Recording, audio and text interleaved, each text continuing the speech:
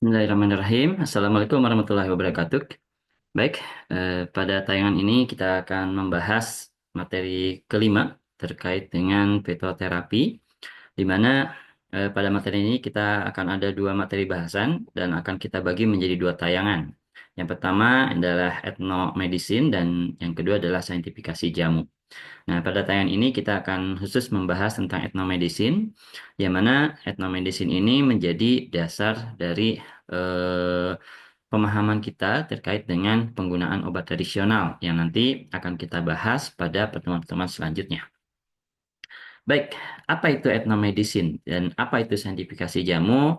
Eh, Kita akan bahas bareng-bareng ya, sehingga nanti kita akan tahu perbedaannya dan kenapa kita harus membahas dulu etnomedicine gitu ya sebelum masuk ke saintifikasi jamu.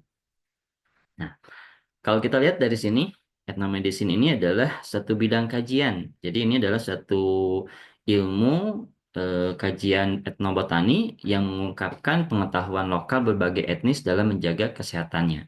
Jadi secara umum etnomedicine ini terdiri dari dua kata, etno dan juga medicine. Etno berarti etnis atau suku ya, atau mungkin kelompok atau komunitas masyarakat gitu ya. Dan medicine ini adalah obat ataupun segala sesuatu yang digunakan untuk proses pengobatan di kelompok masyarakat tersebut. Nah, hal ini menunjukkan bahwa etnomedicine sedikitnya berhubungan dengan dua hal, yaitu etnis dan obat. Nah, sehingga ke depan kita akan melihat gitu ya adanya beberapa metode-metode pengobatan dari setiap suku yang ada di Indonesia. Mungkin tidak semua etnis kita akan bahas, hanya sedikit saja akan kita tunjukkan. Etnomedicine sendiri ini dilakukan untuk memahami budaya kesehatan dari sudut pandang masyarakat. Kemudian dibuktikan secara ilmiah gitu ya. Kenapa? Karena sebelum adanya obat-obatan kimia yang saat ini beredar banyak di pasaran, terlebih dahulu masyarakat-masyarakat eh, dahulu kala itu menggunakan tanaman-tanaman, hewan, ataupun bahan lainnya untuk proses pengobatan. Kenapa ya? Memang itulah yang bisa mereka gunakan untuk mengobati. Namun, eh, metode tersebut itu digunakan secara turun-temurun, terus-menerus dalam suku tersebut, dan karena menghasilkan khasiat yang sama, ada keberlanjutan gitu ya, dan juga secara keamanannya itu bisa diperhitungkan, artinya tidak ada dampak kematian. Oleh karena itu memang lazim digunakan terus-menerus gitu. Sehingga penggunaan secara etnomedicine ini atau penggunaan oleh masyarakat ini secara turun-temurun ini akhirnya bisa dijadikan sebagai dasar untuk proses pengobatan atau dasar metode pengobatan. Nah, kita mengenal ada istilah pengalaman empiris gitu ya. Nanti kita akan bahas apa itu pengalaman empiris. Oke, kemudian etnomedicine sendiri ini berhubungan erat dengan metode pemulihan serta pemeliharaan kesehatan. Kita tahu Indonesia itu memiliki banyak sekali suku, banyak sekali etnis dan tersebar dari Sabang sampai Merauke. Nah, setiap suku ini memiliki kekhasan dalam metode pengobatan. Nah, kekhasan ini bisa jadi disebabkan karena adanya tanaman-tanaman yang memang endemik, tumbuh khusus pada daerah-daerah tertentu. Nah, sehingga dengan adanya tanaman-tanaman yang endemik tersebut, maka penyakitnya sama, bisa jadi metode pengobatannya berbeda untuk setiap suku atau setiap etnis. Nah, etnomedicine ini berkembang secara turun-temurun bersumber dari pengetahuan setiap suku terkait pemahaman suatu penyakit. Jadi, setiap etnis ini memiliki pemahaman yang mungkin berbeda-beda terhadap satu penyakit gitu ya. Nah, sehingga metode pengobatannya pun antar satu daerah itu berbeda. Nah, karena penggunaan pengobatannya ini dilakukan secara turun-temurun dan menghasilkan khasiat yang sama berulang dan tidak menghasilkan efek yang merugikan dan juga berulang gitu ya. Sehingga ini menjadi dasar sekarang diketemukannya obat-obatan modern seperti itu. Oke. Kemudian pada etnomedicine sendiri metode pengobatan ini tidak hanya sebatas penggunaan tanaman, tapi juga tadi ya saya sampaikan melalui penggunaan hewan, bahkan menggunakan satu material mineral gitu ya seperti tanah dan sebagainya, dan juga disertai dengan adanya doa-doa, jampi ataupun bacaan lainnya. Oke, ini adalah sejarah perkembangan obat kimia sintetik yang saat ini banyak beredar di masyarakat, yang oleh sebagian kalangan dianggap katanya lebih modern, lebih ampuh dibandingkan dengan ramuan herbal.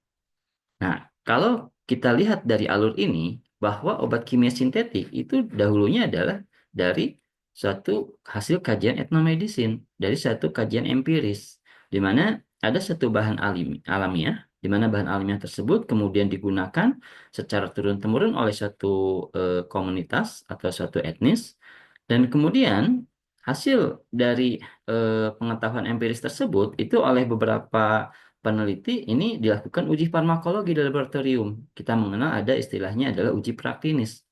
Selain uji farmakologi dilakukan juga namanya adalah eh, apa namanya itu uji eh, seperti dosis dan sebagainya gitu ya. Nah, setelah uji farmakologi ini menunjukkan hasil yang sesuai berdasarkan riwayat empiris, kemudian para ahli mereka mulai melakukan identifikasi senyawa bioaktif, di mana identifikasi ini dilakukan dengan cara melakukan proses isolasi.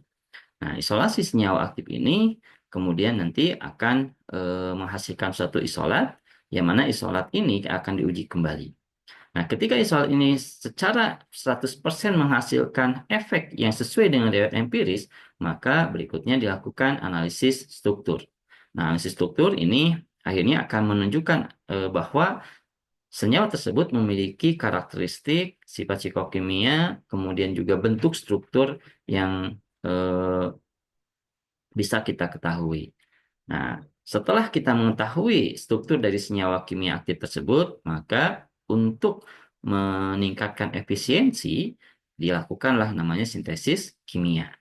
Nah, kenapa dilakukan sintesis kimia? Karena kalau kita lakukan proses isolasi seperti ini membutuhkan modal yang sangat besar, biaya yang sangat banyak, bahkan juga bisa mengancam kelestarian sumber daya alam.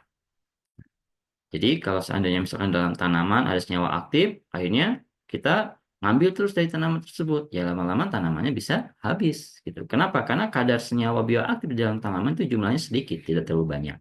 Nah, sehingga memang jalur yang terbaik untuk meningkatkan efisiensi adalah dengan melakukan sintesa.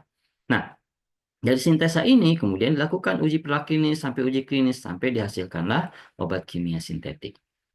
Nah, inilah sejarahnya bahwa obat kimia sintetik sendiri itu sumbernya adalah dari bahan alamiah. Kalau kita lihat dari sini, antara bahan alamiah dengan obat sintetik jelas ada perbedaan. Kenapa? Karena kalau kita perhatikan bahan alamiah ini mengandung banyak sekali komponen. Namun karena terjadi proses isolasi di sini, sehingga dihasilkanlah senyawa tunggal. Jadi ini udah bentuk tunggal, ini masih dalam multi komponen. Nah, karena adanya perbedaan tersebut, maka antara obat kimia dengan obat ramuan herbal ini jelas juga memiliki perbedaan. Nah, ini sedikit ulasan terkait dengan perbedaan keduanya.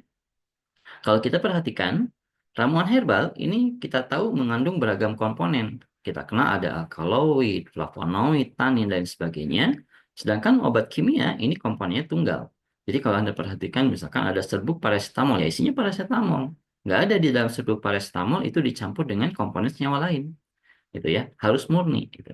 Kenapa? Syarat farmakope ini harus murni. Sedangkan di dalam herbal ini kemurniannya itu bukan dilihat dari senyawanya, tapi kemudian adalah dari bahannya. Misalkan bahannya berupa serbuk seledri, misalkan ya harus serbuk seledri, tidak boleh dicampur dengan serbuk-serbuk yang lain.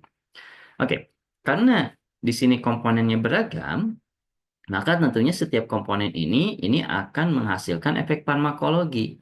Kenapa? Karena setiap komponen ini nanti akan berinteraksi secara molekular. Nah, namun, perlu kita perhatikan, meskipun komponen di dalam herbal ini banyak, namun kadar setiap komponen ini rendah. Banyak sih alkaloid ada, flavonoid ada, tanin ada, itu. Tapi alkaloid, flavonoid, tanin ini kadarnya mungkin rendah sekali. Ada yang cuma 1%, bahkan ada yang 0,5% gitu ya. Bahkan kalau kita kenal ada namanya alkaloid vincristin, vinblastin, itu kadarnya cuma 0,02% mungkin di dalam tanaman.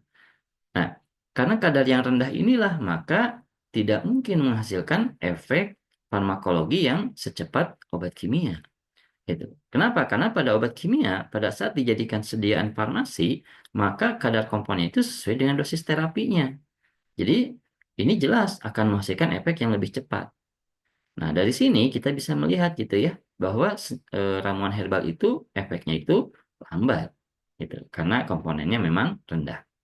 Nah, karena multi komponen inilah, maka eh, pada ramuan herbal ini ada beberapa potensi interaksi, baik sinergi, komplementer, antagonis, ataupun interaksi lain seperti misalkan peningkat ketersediaan hayati, ada juga yang menghambat absorpsi dan sebagainya. Nah, komponen ini ada beberapa peneliti itu menyatakan bahwa eh, ada efek-efek yang menguntungkan gitu ya. Nah, kita kenal adanya SEES. Apa itu SEES? Ini istilahnya adalah side effect eliminating substance. Jadi di dalam ramuan herbal ada satu interaksi di mana interaksi tersebut itu dia menghilangkan efek samping dari apa namanya itu efek samping akibat munculnya interaksi dari senyawa yang lain. Contoh misalkan ketika di dalam kunyit itu terdapat dua senyawa. Yang pertama ada senyawa kurkuminoid, yang kedua ada senyawa-senyawa lain ya, di mana senyawa lain ini dan senyawa kurkuminoid ini memiliki efek yang bertolak belakang. Yang pertama adalah kunyit ini memiliki manfaat atau memiliki khasiat gitu ya, meningkatkan nafsu makan. Biasanya kalau kita datang ke apotek, beli obat untuk meningkatkan nafsu makan, pasti diberikannya kandungannya adalah kunyit. Nah, namun kita tahu ketika nafsu makan kita bertambah, banyak makanan masuk ke dalam tubuh kita, maka di dalam tubuh kita itu akan terjadi peningkatan kolesterol. Akan terjadi gitu ya, bisa jadi enggak gitu. Nah, ternyata kunyit ini selain dia meningkatkan nafsu makan, dia juga bisa menurunkan kolesterol. Nah, harusnya kan ketika kita nafsu makannya meningkat, makanan banyak masuk, kolesterol naik. Ini justru malah kolesterolnya turun. Nah, inilah yang dimaksud dengan side effect eliminating substance. Ada juga eh, peneliti lain mengatakan SES ini singkatan dari eh, apa namanya itu enhancing substance gitu ya. Jadi di mana adanya senyawa-senyawa yang bisa meningkatkan aktivitas biologi dari senyawa yang lain. Contoh misalkan antara beras kencur. Nah, beras dan kencur gitu ya. Di mana kencur sendiri ini mengandung senyawa kurkuminoid juga, dan kurkuminoid ini kita tahu memiliki eh, tingkat biopabilitas yang rendah. Kenapa biopabilitasnya rendah? Karena memang dia itu suka larut di dalam cairan usus sehingga sulit untuk diabsorpsi. Tapi dengan adanya amilum di dalam beras, maka menjadikan si kurkuminoid ini menjadi lebih mudah untuk diserap ke dalam tubuh kita. Dampaknya apa? Biopabilitasnya meningkat sehingga bisa meningkatkan efek farmakologinya. Nah, jadi di sini jelas gitu ya, di dalam ramuan herbal ini ada beberapa karakteristik terkait dengan aktivitas. Kita bandingkan dengan obat kimia sintetik. Tadi komponennya tunggal dan kadarnya sesuai dengan dosis, otomatis efeknya akan cepat. Target molekulernya tunggal, gitu ya. Contoh paracetamol misalkan ya target molekulernya adalah dia sebagai analgesik dan juga antipiretik misalkan ya. Nah, itu hanya ke reseptor-reseptor tertentu saja, tidak ke reseptor yang lain. Sehingga memang efek yang muncul adalah efek yang tunggal. Dan tidak ada interaksi efek di sini atau baik yang sinergi, komplementer ataupun antagonis. Dan karena efeknya tunggal, maka biasanya obat-obat kimia ini dapat direkomendasikan untuk menghilangkan gejala. Contoh misalkan, ketika seseorang tekanan darahnya tinggi. Tekanan darah tinggi ini penyebabnya banyak gitu ya. Nah, namun ada obat-obatan yang mana si obat tersebut dia tidak bisa gitu ya mempengaruhi ke banyak penyebab tadi. Nah, dia hanya bisa mempengaruhi ke salah satu penyebab tunggal saja. Contoh misalkan ada obat yang dia bisa memvasodilatasi pembuluh darah misalkan. Nah, ada obat yang dia bisa menghambat enzim angiotensin converting enzim saja. Ada obat-obat yang dia bisa meningkatkan eh, apa namanya itu diuresis. Nah, dan sebagainya. Nah, eh, dengan adanya efek tersebut, maka tadi tekanan darahnya bisa turun kembali. Nah, sehingga gejalanya memang hilang. Namun, kenapa saya mengatakan di sini ini memperbaiki penyebab, ini menghilangkan gejala? Karena obat kimia sintetik ini dia bekerjanya tunggal gitu ya, sehingga boleh jadi mungkin penyebab si penyakit tersebut itu bukan yang menjadi target dia. Sehingga bisa jadi boleh tadi ya, ketika tekanan darahnya naik, kemudian tekanan darah naik itu misalkan disebabkan karena adanya aterosklerosis lah, karena adanya hal-hal lain, misalkan ya apakah ADH ataupun adanya aldosteron yang dipengaruhi, sehingga meskipun dia bisa memvasodilatasi, namun karena penyebabnya itu masih ada, maka yang terjadi adalah si penyebab ini bisa menyebabkan terjadinya vasokonstriksi kembali, bisa menyebabkan terjadinya tekanan darah meningkat kembali. Gitu. Nah, pada herbal tadi efeknya lambat. Kenapa? Karena komponennya rendah. Namun dengan efek komponen yang banyak ini gitu ya, meskipun rendah, dia bekerja multi target. Sehingga ada potensi gitu ya. Selain dia masuk ke menghilangkan gejala, dia juga bisa memperbaiki komponen-komponen lain penyebab dari hipertensi tersebut, sehingga ketika si komponen yang tadi menjadi penyebab itu terperbaiki, dampaknya apa? Dampaknya adalah si pasien boleh jadi mengalami kesembuhan, di mana tekanan darahnya kembali normal, tidak muncul kembali. Nah, kenapa? Karena tadi adanya multi-target molekular ini yang bekerjanya itu kemana-mana gitu ya, dan bisa jadi kerjanya itu tidak hanya ke si penyebabnya saja, tapi juga bisa jadi ke hal-hal yang lain yang bisa menunjang proses penyembuhan. Nah, kalau kita perhatikan dari sini, maka kita bisa dengan mudah menentukan gitu ya, kapan kita menggunakan ramuan herbal, kapan kita menggunakan obat kimia. Kalau kita perbandingkan antara keduanya, ya tidak ada yang lebih baik, tidak ada yang lebih jelek, keduanya baik. Gitu. Keduanya bisa digunakan. Nah, gimana caranya? Ramuan herbal ini biasanya kita akan gunakan untuk jangka panjangnya, memperbaiki si penyebab terjadinya gejala. Adapun obat kimia sintetik digunakan ketika memang gejala yang muncul. Nah, kenapa obat kimia sintetik ini digunakan pada saat gejala muncul? Karena ketika gejala muncul, si pasien itu biasanya mengalami ketidaknyamanan. Nah, ketika pasien tidak nyaman, bisa dibayangkan dong kualitas hidupnya akan menurun. Sehingga perlu diperbaiki kualitas hidupnya dengan cara bagaimana? Kita hilangkan gejalanya dengan obat kimia. Jadi, tidak tabu itu ya kita mengkonsumsi obat kimia itu dalam rangka untuk menghilangkan gejala. Adapun untuk memperbaiki penyebab dari munculnya gejala tersebut, maka kita bisa menggunakan ramuan herbal. Nah, ramuan herbal sendiri pada dasarnya apa? Nah, kita sudah bahas ya eh, prinsip pengobatan di pertemuan awal bahwa sesungguhnya proses penyembuhan itu dilakukan oleh tubuh kita sendiri. Gitu. Jadi tubuh kita lah yang bisa melakukan proses penyembuhan. Ya, tentunya gitu ya, karena Allah Subhanahu Wa Taala yang telah menganugerahkan tubuh kita dengan beragam fungsi yang luar biasa, di mana adanya mekanisme homeostasis tubuh, sehingga yang terjadi adalah ketika kita menggunakan obat, obat itu akan membantu mempercepat proses kesembuhan tersebut. Gitu.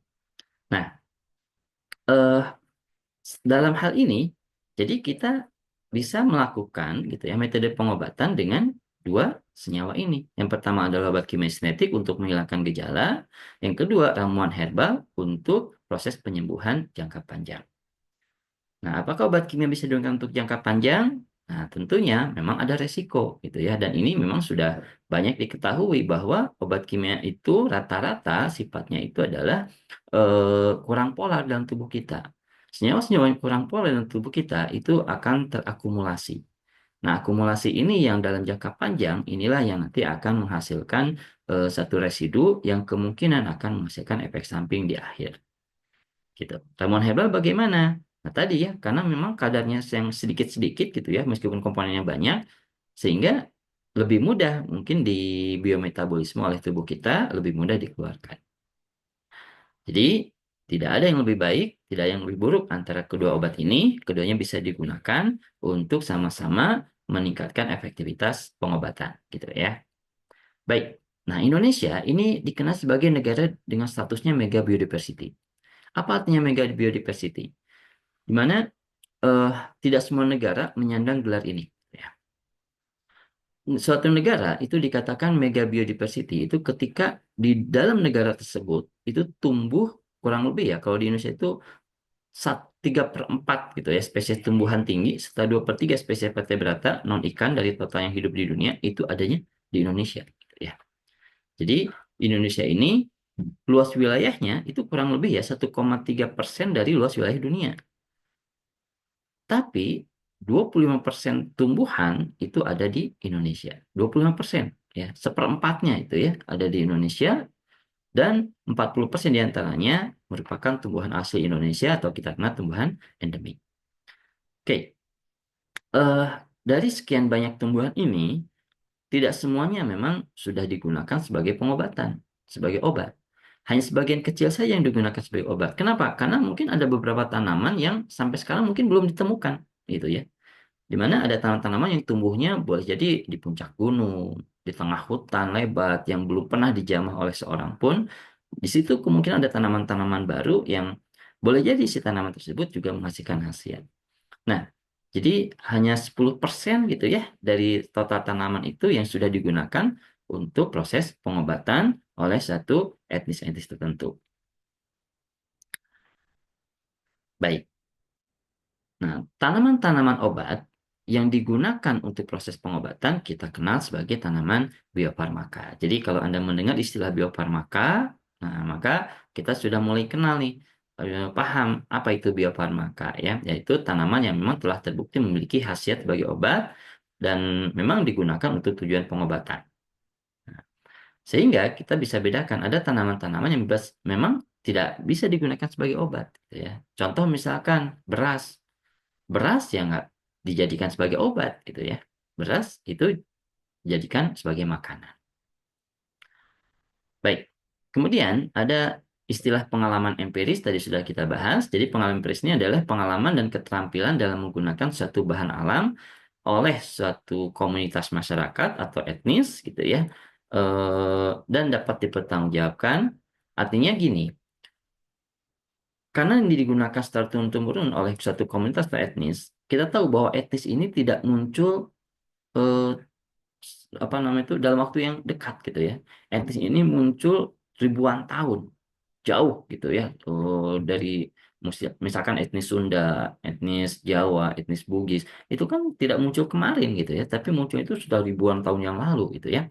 Nah, sehingga memang si etnis ini menggunakan secara turun-temurun tanaman dan hasilnya sama, maka inilah yang dikenal sebagai pengalaman empiris. Nah, beberapa ahli itu mengatakan pengalaman empiris ini dibatasi minimal 3 generasi. Nah, jadi 3 generasi itu turun-temurun dari generasi ke generasi dan digunakan oleh semua. Jadi tidak digunakan oleh hanya satu keluarga saja, enggak gitu ya, tapi oleh semua kalangan di dalam kelompok etnis tersebut. Itu pengalaman empiris. Nah, sejarah terkait dengan penggunaan tanaman obat tradisional di Indonesia itu kalau kita perhatikan ini banyak gitu ya track recordnya dengan adanya beberapa bukti-bukti yang kita katakan sebagai bukti ilmiah sebenarnya itu ya, di mana bukti-bukti ini tertulis dalam beberapa eh, bisa jadi mungkin ada prasasti seperti relik Candi Borobudur atau dokumen. Dokumen zaman dulu mungkin tidak berupa kertas gitu ya, tapi bisa dalam bentuk daun lontar eh, dan juga ada dalam bentuk serat Primbon Jampi dan sebagainya, gitu ya. Nah, ini adalah gambaran-gambaran contoh-contoh terkait dengan eh, pengalaman-pengalaman empiris yang menunjukkan terkait sejarah penggunaan tanaman obat tradisional Indonesia. Artinya Indonesia ini sejarah zaman dahulu kala memang telah menggunakan ramuan herbal untuk proses pengobatan. Nah, ini beberapa contoh ya, dan adanya tanaman-tanaman yang di dalamnya itu disebutkan, bahkan tidak hanya tanaman, juga terdapat jampe-jampe ataupun doa-doa. Nah, pertanyaannya adalah, kita sebagai umat Islam, boleh nggak menggunakan jampe-jampe gitu ya? Oke, eh mungkin kita istilahkan di sini adalah doa. Nah, kalau istilah doa, jangan kan untuk obat. Untuk makan aja kita harus berdoa, gitu. Kenapa? Karena eh, dengan kita berdoa itu istilahnya adalah kita mensyukuri nikmat yang Allah berikan. Nah, Allahumma barik lana fi ma razaqtana. Adapun ketika kita berobat, mengkonsumsi obat, nah justru ini juga salah satu doa itu adalah salah satu bentuk kita ketaatan pada Allah bahwa kita ini tidak bergantung pada obatnya. Yang akan menyembuhkan penyakit ini adalah Allah.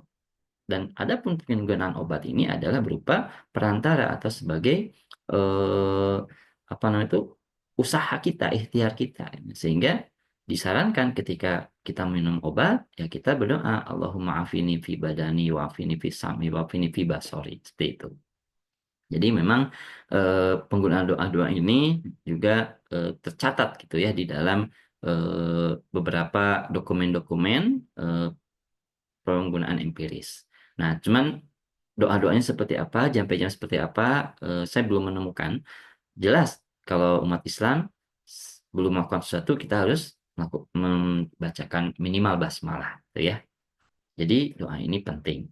Nah, bahkan kalau kita perhatikan gitu ya, kita mengenal ada istilah jamu. Nah, ternyata jamu sendiri itu berasal dari dua istilah. Kita mengenal ada jampi dan ada usodo. Jampi ini adalah bacaan gitu ya, atau doa-doa, dan usodo adalah proses pengobatannya. Jadi jampi dan usodo ini kalau kita singkat menjadi jamu. Artinya kita minum jamu itu adalah kita berdoa dulu, kemudian kita konsumsi jamu, gitu ya. Jadi eh, secara filosofis bahwa memang metode pengobatan itu tidak bisa hanya menggantungkan pada obat. Jadi metode pengobatan itu juga harus kita gantungkan pada siapa yang menurunkan penyakit, siapa yang menciptakan kita, dan hal ini adalah Allah Subhanahu wa Ta'ala. Jadi justru salah ketika kita meyakini bahwa obat ini pasti menyembuhkan. Oh, itu salah besar. Itu termasuk ke dalam syirik, gitu ya. Kenapa? Karena obat pada dasarnya tidak menyembuhkan. Tidak ada satu obat pun yang bisa menyembuhkan, gitu ya. Kalau ada obat yang bisa menyembuhkan, maka di rumah sakit semua orang masuk rumah sakit dikasih obat langsung sehat. Nah, artinya apa? Memang yang menyembuhkan adalah Allah. Adapun obat itu adalah jalan kita, gitu ya, untuk atau ikhtiar kita untuk proses kesembuhan. Oke, ini adalah contoh-contoh terkait dengan dokumen-dokumen naskah jamu di masa lalu. Nah, ini di masa kolonial ya. Jadi ada banyak sekali dokumen-dokumennya. Anda bisa melihat di sini. Dan ini juga naskah-naskah pengobatan yang dibuat oleh tokoh-tokoh Islam. Ini juga bisa kita lihat gitu ya, ada banyak juga. Dan ini adalah beberapa jenis tanaman-tanaman yang tercatat gitu ya, ada di dalam beberapa naskah-naskah tadi. Dan naskah-naskah itu valid. Artinya naskah-naskah itu bisa dijadikan sebagai satu bukti empiris. Artinya apa? Begini, di dalam sistem pendaftaran obat tradisional di Indonesia, kita mengenal ada tiga jenis golongan obat. Obat tradisional tentunya ya. Yang pertama adalah ada jamu, yang kedua adalah HT, yang ketiga ada fitofarmaka. Syarat jamu apa? Syarat jamu ini, jamu tidak harus melalui tahapan uji praklinis. Artinya, meskipun si tanaman ini, gitu ya, ramuan ini belum diujikan kepada hewan terhadap terkait keamanannya, khasiat dan sebagainya, tapi si ramuan ini sudah bisa diedarkan secara luas, bisa dijual, gitu ya, dan dianggap aman. Syaratnya apa? Dia sudah digunakan turun-temurun oleh suatu komunitas tercatat dalam suatu buku kuno. Nah, buku kuno ini apa? Ya ini, gitu ya, naskah-naskah ini.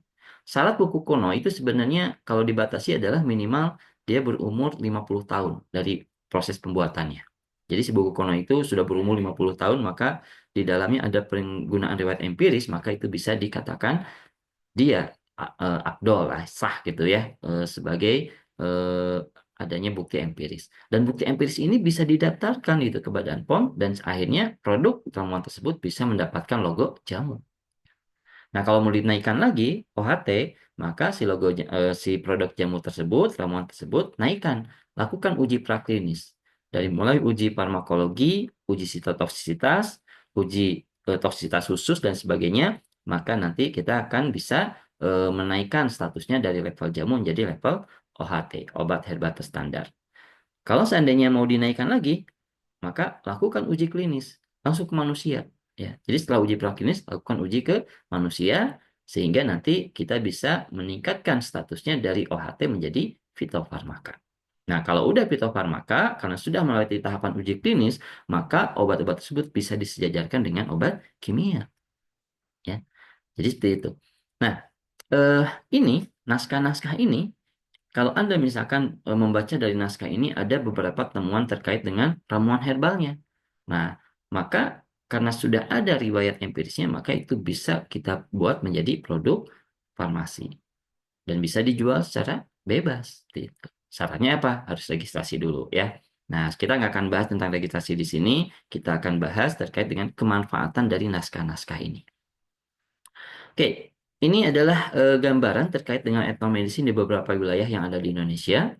Saya hanya akan melihat sekilas saja gitu ya, dan ini juga sebagai penutup kita, di mana eh, ini menunjukkan bahwa Indonesia itu kaya akan budaya, kaya akan etnis, dan kaya akan metode pengobatan.